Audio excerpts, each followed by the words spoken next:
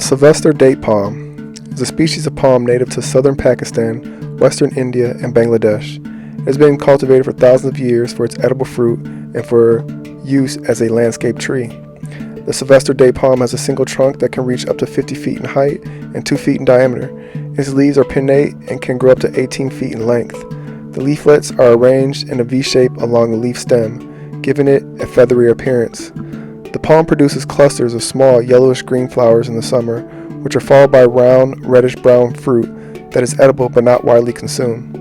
The Sylvester Date Palm is a hardy palm that grows well in full sun and partial shade, and is tolerant of a wide range of soils. It is drought-tolerant once established, but benefits from regular watering during dry periods. It is hardy to USDA zones 9 through 11 and can withstand temperatures as low as 20 degrees Fahrenheit. The Sylvester Date Palm is often planted as a specimen tree or in groups in large landscapes such as parks, golf courses, and commercial properties. It pairs well with other tropical and subtropical plants such as bird of paradise, plumeria, and bougainvillea. The Sylvester Date Palm is primarily used as a landscape tree for its attractive foliage and tropical appearance. Its fruit is edible but not widely consumed. Its wood is used for making furniture, baskets, and other items.